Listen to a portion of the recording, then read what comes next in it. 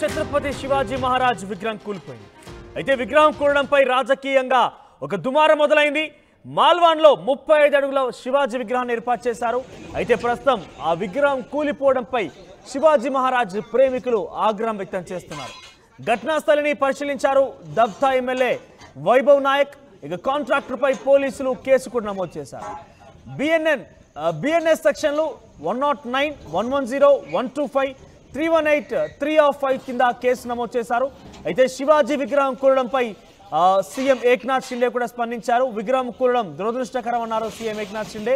ఈ ఘటనపై నేవీ అధికారులు విచారణ చేస్తున్నారు. బలమైన గాలుల కారణంగా విగ్రహం కూలిపోయిందా, లేదంటే అదే స్థలంలో శివాజీ విగ్రహాన్ని తిరిగి ప్రతిష్ఠిస్తామంటున్నారు ఏక్నాథ్ షిండే. నౌకాదళ దినోత్సవం సందర్భంగా 2023 డిసెంబర్ 4న మోదీ ప్రారంభించారు ఈ యొక్క విగ్రహాన్ని. సుమారుగా కరెక్ట్గా ఇంకా సంవత్సరం కూడా పూర్తి కాలేదు. అంతలోనే ఈ శివాజీ మహారాజ్ విగ్రహం కుప్పకూలిపోయింది. అసలు ఎందుకు కుప్పకూలింది, దీనికి గల కారణాలు ఏంటి అంటే కూడా అన్వేషిస్తున్నారు. ముఖ్యంగా సిఆర్పిఎఫ్ సంబంధించినటువంటి అధికారులు దీన్ని విచారిస్తున్నారు. సో విగ్రహం కూలిపోవడానికి బలమైన కారణం ఏదైనా ఉందా, లేకుంటే కాంట్రాక్టర్ అక్కడ క్వాలిటీ లేకుండా విగ్రహాన్ని ఏర్పాటు చేస్తారనే విషయంలో కూడా ప్రస్తుతం విచారణ కొనసాగుతోంది. సో ఆయన మీద ఇప్పుడే కేసులు కూడా నమోదయ్యాయి. డిసెంబర్ 4వ తేదీన మోదీ యొక్క విగ్రహాన్ని ప్రారంభించారు. సో అక్కడ ఘటనా స్థలానికి సంబంధించి విజువల్స్ ఒకసారి చూసే ప్రయత్నం చేద్దాం.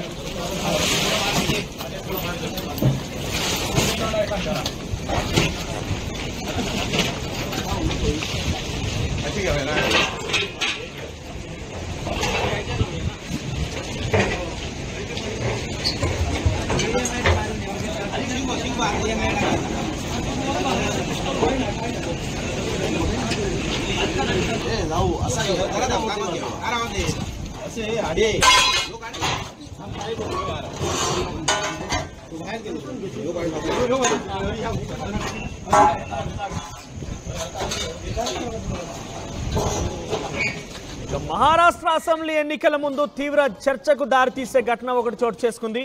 అది మరాఠా వీరుడు ఛత్రపతి శివాజీ మహారాజ్ సంబంధించినటువంటి భారీ విగ్రహం కుప్పకూలిపోవడం. గత ఏడాది డిసెంబర్ 4వ తేదీన ప్రధాని నరేంద్ర మోదీ ఈ విగ్రహాన్ని ప్రారంభించారు. ఆ విగ్రహం యొక్క ఆవిష్కరణ చేశారు. అంతలోనే 9 నెలల సమయంలోనే ఈ విగ్రహం కుప్పకూలిపోయింది. అయితే పలు విమర్శలకు దారితీస్తోంది. ఈ ఘటన మహారాష్ట్రలోని సింధుదుర్గ్ జిల్లాలో ఏర్పాటు చేసిన మహారాష్ట్ర ఛత్రపతి శివాజీ మహారాజ్ విగ్రహం కూలిపోవడంపై సర్వత్రా అందరూ కూడా విమర్శలు గుప్పిస్తున్నారు. ఇది గుజరాత్ మోడల్కి ప్రతీక, బీజేపీ అవినీతి ప్రభుత్వానికి ఇదొక ప్రతీకగా ఉంది. ఛత్రపతి శివాజీ మహారాజ్ విగ్రహాన్ని కించపరిచే విధంగా ఉంది. అందుకారణంగానే ఈ విగ్రహం కూలిపోయిన రకం కూడా చాలామంది నెటిజన్స్ వరుసగా అటు చాలా వరకు విమర్శలు గుప్పిస్తున్నారు. సో గతంలో నరేంద్ర మోదీ యొక్క విగ్రహాన్ని ఇనాగ్రేట్ చేశారు డిసెంబర్ 4వ తేదీన. సో అంతలో 9 నెలల సమయంలోనే విగ్రహం కుప్పకూలిపోవడం అనేది అందరికీ కూడా ఒక రకంగా ఆగ్రహాన్ని గురి చేస్తోంది. గతేడాది డిసెంబర్ 4వ తేదీన నౌకాదళ దినోత్సవం సందర్భంగా ఈ విగ్రహాన్ని ఇనాగ్రేట్ చేశారు ప్రధాని నరేంద్ర మోదీ. అంతలోనే 9 నెలల సమయంలోనే విగ్రహం కూలిపోవడం అనేది అనేక కారణాలకు, అనేక విమర్శలకి దారితీస్తున్న పరిస్థితి. దీనికి గల కారణం ఏమై ఉంటుంది, ఈ విగ్రహం కూలిపోవడం గల ప్రధాన కారణం ఏంటి అంటూ కూడా చాలామంది విమర్శలు గుప్పిస్తున్నారు. సో 30 అడుగుల విగ్రహం ఇది. మీరు చూస్తున్నారు ఆర్టీవీ స్క్రీన్ పైన విగ్రహం కుప్పకూలడంతో ఆ విగ్రహం లోపల అమర్చినటువంటి ఆ రాడ్లు, ఆ కర్రలు, ఆ చక్రాన్ని కూడా తొలగిస్తున్నారు. సో పెద్ద ఎత్తున ఆందోళన కలిగిస్తుంది. అది మహారాష్ట్ర అసెంబ్లీ ఎన్నికల ముందే ఇటువంటి ఘటన చోటు చేసుకోవడం అనేది బీజేపీకి పలు విమర్శలకు దారిస్తున్న పరిస్థితి కనబడుతోంది. ఇప్పటికే కాంట్రాక్టర్పై కూడా కేసులు నమోదు చేశారు. కాంట్రాక్టర్ పై కేసులు నమోదు చేసిన విషయంలో కూడా రాజకీయ దుమారం రేపుతోంది. కావాలనే కాంట్రాక్టర్తో తప్పులకు చూపించి చిన్నగా చూపిస్తున్నారు. దాంట్లో డెఫినెట్గా ప్రభుత్వం కూడా భాగస్వామ్యం ఉంది. ప్రభుత్వం కూడా దీని పరంగా కొంత విమర్శలు ఎదుర్కొన్న పరిస్థితి కనబడుతోంది. ఒకసారి शिवाजी महाराज अभिमानुలు ఏం మాట్లాడుతున్నారు చూద్దాం. नमस्कार.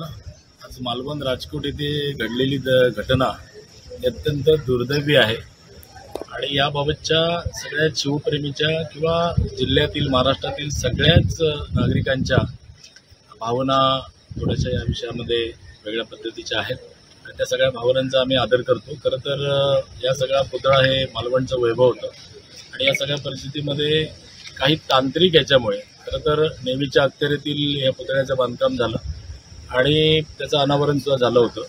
परंतु मला असं वाटतं की आता जी काही नैसर्गिक परिस्थिती आहे या सगळ्या नैसर्गिक परिस्थितीमध्ये अनेक आपत्तीला आपल्याला सामोरं जावं लागलं.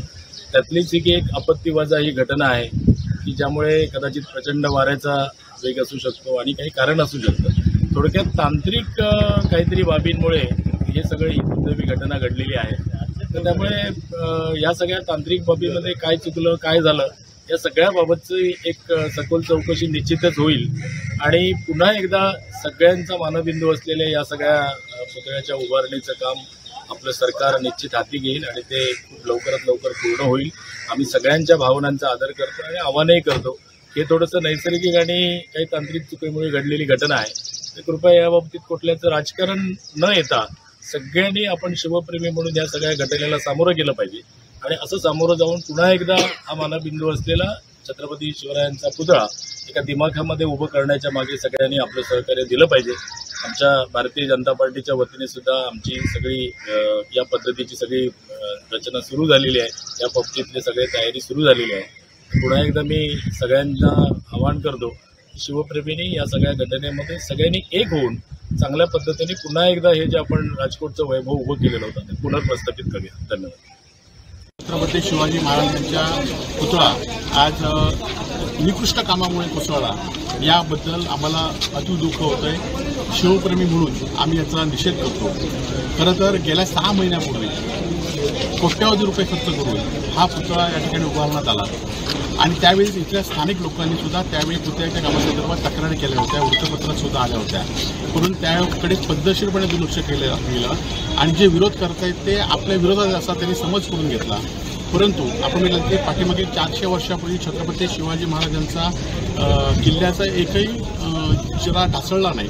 परंतु 6 महिन्यापूर्वीच इथले जे काम होतं ते ढासळलं होतं. स्थानिक नागरिकांनी त्यासंदर्भात वारंवार तक्रार केल्या होत्या आणि सगळेच पंतप्रधान मोदींच्या दौऱ्याच्या पार्श्वभूमीवर काहीतरी वेगळं केलं पाहिजे म्हणून हा पुतळा या ठिकाणी करण्यात आला. परंतु त्यावेळीच्या निकृष्ट बांधकामामुळे आता खरं तर सरकार आपली भूमिका आपले हे दुसऱ्यावर ढकलतील.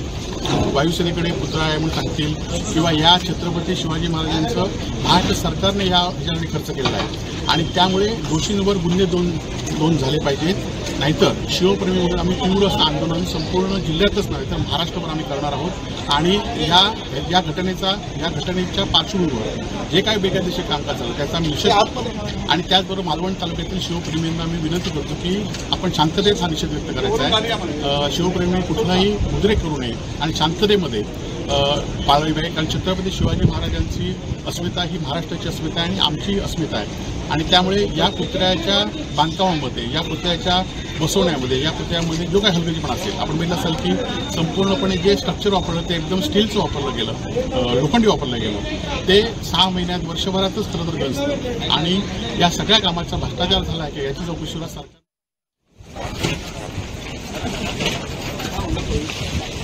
ठीक आहे.